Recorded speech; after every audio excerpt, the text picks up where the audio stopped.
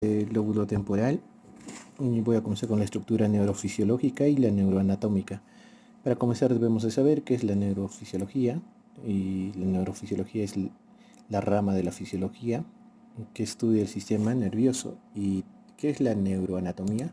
La neuroanatomía es el estudio de la estructura y la organización del sistema nervioso, de las cuales pasaremos a verlas en este cuadro.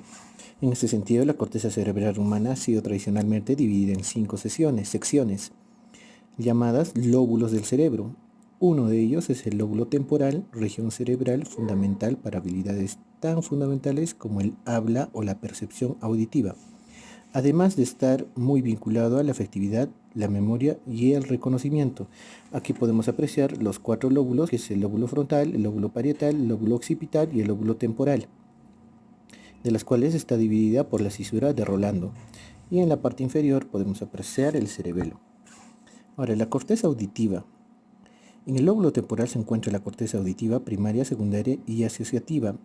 Estas zonas del cerebro son las encargadas de, además de percibir los sonidos, realizar la codificación, descodificación e interpretación de la información auditiva, siendo un elemento indispensable para la supervivencia y la comunicación. En este último aspecto, destaca su participación en la comprensión del habla, que se da en el área de Wernicke. Como podemos apreciar aquí en la imagen derecha, la corteza primaria y la corteza secundaria correspondientes a la punta y a la base de la cóclea. Pasamos con la siguiente y nos preguntaremos ¿dónde se localiza el área de Wernicke? El área de Wernicke está localizado relativamente entre la corteza auditiva y la corteza visual, o sea, entre la altura en el intermedio de nuestra vista y nuestro oído. La corteza, la corteza se encuentra en el giro temporal transversal, mientras que la corteza visual se encuentra en la sección posterior del lóbulo occipital. El área de Wernicke, dentro del área auditiva secundaria del hemisferio cerebral dominante, siendo este generalmente el izquierdo para la mayoría de la población. Se puede encontrar el área de Wernicke en esta área principal encargada de la comprensión del lenguaje, permitiendo la comunicación verbal entre individuos. Sin embargo, la producción del lenguaje se da en otra área conocida como área de Broca, situada en la corteza frontal. Ya anteriormente pudimos comprender que el área de Broca es la que emite la comunicación, pero en cambio el área de Wernicke es la que puede traducir y darnos esa información para que nosotros podamos comprender. Ahora sigamos con el giro angular. Esta área resalta de especial relevancia debido a que es la que permite la lectoescritura. En ella se asocia la información visual con la auditiva, permitiendo asignar a cada grafema su correspondiente fonema y haciendo posible que se produzca un cambio en el tipo de datos con los que trabaja el cerebro. De imágenes a sonidos con un componente simbólico. En la parte derecha podemos apreciar el giro angular, bueno, que está pintado de naranja. Ahora, el giro supramarginal forma parte del área sensitiva terciaria. Este giro participa en el reconocimiento táctil, además de participar en el lenguaje. Gracias a ella somos capaces de reconocer el relieve de las letras mediante los dedos y asociarlas a sonidos. Bueno, este tipo de giro supramarginal, este tipo sensitivo, más que todo lo agudizan y lo desarrollan las personas con una capacidad distinta, que son las que no tienen la visión. Ellas son las que más agudizan este tipo de sentido. Pasamos a la siguiente. Temporal medial. Esta área se engloba en la región hipocampal y varias cortezas relevantes. Participa en la memoria y reconocimiento procesando la información y ayudando a pasar de memoria a corto plazo a memoria a largo plazo. El hemisferio izquierdo se encarga de la información de tipo verbal, mientras que el cerebro se almacenan patrones visuales. En este área del lóbulo temporal, donde aparecen las primeras lesiones en el Alzheimer, produciendo su sintomatología inicial, aquí podemos apreciar el lóbulo temporal, la amígdala y el hipocampo, que están más o menos a la altura del lóbulo temporal medial, y podemos apreciar los 3 niveles, ¿no? Superior, medial e inferior. Siguiente. Área de decisión parieto temporo-occipital. Se trata de un área de asociación que se encarga de integrar la percepción visual, auditiva y somática. Entre otras muchas funciones de gran relevancia, destaca su participación en la percepción y atención al espacio, pudiendo causar su lesión, el padecimiento de una heminegligencia. Aquí en la parte derecha podemos apreciar los cuadros. Lóbulo parietal, el área de comprensión de lectura, el lóbulo frontal, el lóbulo occipital, el área sensorial del lenguaje de Wernicke, que es la parte naranja. Prosigamos. Área de asociación del sistema límbico. Esta parte del lóbulo temporal se encarga de dotar de información emocional a las percepciones, integrando emoción y percepción. Participa también en la memoria y aprendizaje. Asimismo, otras investigaciones han reflejado que también tiene que ver en la regulación de la conducta sexual y en el mantenimiento de la estabilidad. Ahora, esta área está asociada, sobre todo, es importante ya que está situada en el polo anterior del lóbulo temporal, en la porción ventral del lóbulo frontal, en la circunvolución singular que queda en la profundidad de la cisura longitudinal. O sea, que acá en el área de asociación límbica, como podemos apreciar del lado derecho de nuestra pantalla, la prefrontal, la parietotemporo-occipital y la límbica. Funciones neuropsicológicas del lóbulo temporal. Dentro de las funciones neuropsicológicas tenemos a la audición. La circunvolución de Heschel, ubicada en el área 41 y 42, nos ayuda a interpretar los sonidos que el hombre percibe a diario. En la integración sensorial y multimodal, la zona posterior del lóbulo temporal en convergencia a las áreas visuales es responsable de la integración de las informaciones visoauditivas, es decir, que lo que vemos y escuchamos tendrá un significado. En la memoria, las zonas internas de este lóbulo, especialmente el hipocampo y las estructuras de al lado, son los principales centros de registros de memoria, así como también permiten el archivo de la información a corto plazo para facilitar su consolidación. El lenguaje comprensivo. El área 22, que está ubicado dentro del lóbulo temporal donde se encuentra el área de Wernicke, ayuda a la interpretación de lo que hablamos. La regulación emocional. El sistema límbico junto al lóbulo temporal se relacionan ambos mediante la memoria y la audición. Para que se entienda esto mejor, un ejemplo puede ser que una canción nos puede recordar a nuestra niñez. Alteraciones en la conducta en casos de lesión o afecciones innatas. Dentro del lóbulo temporal existen un gran número de estructuras, las cuales tienen muchas interconexiones con diferentes partes del cerebro. Primeramente tenemos la corteza auditiva. La corteza auditiva se divide en tres, en la auditiva primaria, secundaria y asociativa. Estas se encargan de percibir los sonidos, realizar la codificación, decodificación e interpretación de la información. En caso de lesión se puede producir la sordera cortical y la hemiacusia. La sordera cortical es la pérdida total de la audición en ambos hemisferios, mientras que la hemiacusia es la sordera pero en un solo hemisferio. Aquí tenemos el giro supramarginal, que este es muy importante en el lenguaje.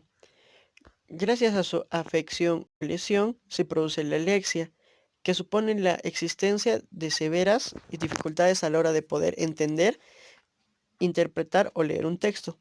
También se produce la esquizofrenia, que sería un trastorno mental. Se observa que existe una relación entre el área de alucinaciones auditivas con la esquizofrenia. Aquí tenemos el temporal medial. Esta área que engloba la región hipocampal y tiene varias cortezas relevantes que participan en la memoria y en el reconocimiento de información.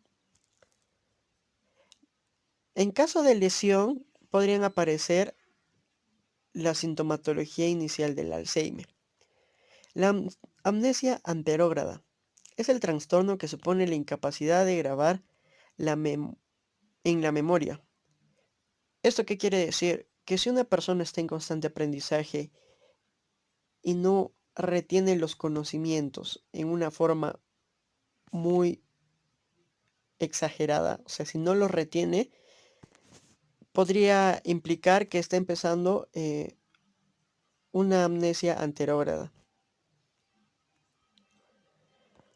En el área de asociación parietotemporo-occipital, este se encarga de la percepción visual, auditiva y somática, entre otras funciones que sería volumen, espacio, velocidad, etc. La heminegligencia, causada por la afección de esta área, es un trastorno que supone la dificultad de orientarse o actuar o responder a estímulos. Prosopagnosia es cuando el ser pierde la capacidad total de reconocer caras. Esta es causada por la lesión bilateral en zonas temporo-occipital. La afasia es por una lesión en el área de Wernicke. Esta produce dificultad en comprensión verbal y repetición. La afasia anómica es la pérdida o dificultad para encontrar nombre a las cosas. Y la afasia sensorial transcortical es en la cual existen dificultades de comprensión, pero no en la repetición, siendo producto de lesiones de áreas asociativas en el temporoparieto-occipital. Aquí tenemos el área de Wernicke, que es el área principal encargada de la comprensión del lenguaje, permitiendo la comunicación verbal entre individuos. Aquí también podemos observar el giro angular, ya que este es muy importante, el cual nos permite la lectoescritura. En ella se asocia la información visual con el auditivo, permitiendo asignar cada grafema correspondiente con su fonema. ¿Cómo entendemos esto? Que este giro angular comparte tanto como el lóbulo temporal como el lóbulo occipital. Por aquí podemos ver el giro angular que está en la parte temporo-occipital. El área de asociación del sistema límbico. Este se encarga de dotar la información emocional a las percepciones, integrando la emoción y percepción. En definitiva, esta parte del lóbulo temporal integra procesos mentales vinculados a las emociones, que permiten nuestras vivencias. En caso de lesión o afección, se produce el síndrome de Kluver-Bucy. Se trata de un trastorno muy frecuente en demencias, como el Alzheimer.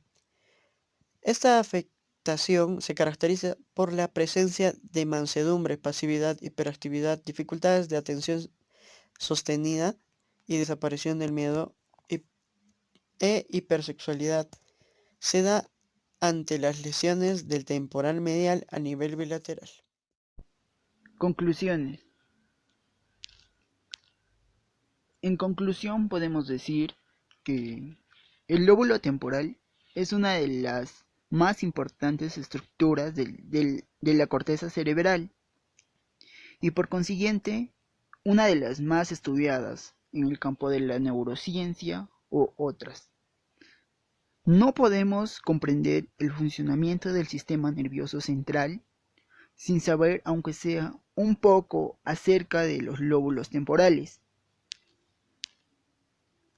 El lóbulo temporal no solo cubre una buena parte de la superficie del encéfalo, además permite integrar globalmente una buena parte de la información sensorial que nos llega a través del entorno y tiene un papel muy relevante en el procesamiento de los contenidos de visión y del oído, así como del lenguaje en general, que esto se puede dar en el lóbulo temporal superior y en el lóbulo temporal medio. Localización del lóbulo temporal. Si bien el conjunto del cerebro funciona en interacción continua entre las diferentes áreas cerebrales, los estudios realizados desde las neurociencias reflejan que muchas actitudes, habilidades, capacidades y función del sistema nervioso se encuentran especialmente vinculadas a determinadas regiones, pero esto lo hablaremos después. El lóbulo temporal se encuentra situado en el lateral inferior del encéfalo, aproximadamente a la altura de los oídos, que se podría decir detrás de la sien. Esta región está automáticamente separada del lóbulo parietal, que corresponde a la zona lateral superior, por la cisura del silvio, y está en estrecho contacto con el lóbulo occipital. Asimismo, se trata del lóbulo con mayor conexión con el lóbulo occipital, teniendo pues gran influencia en las emociones y estados de ánimo, así como la memoria. En los estados de ánimo podríamos decir que se encuentra la ansiedad, el placer o la ira. Las características. Limita su región superior con el lóbulo parietal, otra estructura de la corteza cerebral. La división entre ambos lóbulos del cerebro es efectuada por cisura del silvio. Por otro lado, está en contacto con el lóbulo occipital a través de su región posterior y limita con el lóbulo frontal a través de su región anterior. Una de las principales características es que incluye el lóbulo temporal medial, en el cual presenta un sistema de estructuras anatómicamente relacionadas que resultan claves a la hora de desarrollar la memoria declarativa, que esto se puede decir que se da la memoria a largo y a corto plazo. También trabaja con lo que es el recuerdo de palabras y también el nombre de los objetos. Estructura y funciones. El lóbulo temporal es una estructura que constituye aproximadamente un cuarto de la corteza cerebral. En este sentido resulta de las principales regiones del córtex cerebral de los seres humanos. Funcionalmente, esta región de la corteza se caracteriza no por presentar una sola actividad, sino que también se ve involucrado y desempeña un gran número de funciones. Podemos decir que el lóbulo temporal es muy importante para nosotros porque cumple funciones indispensables que, que ya están determinadas para ese lóbulo. Gracias.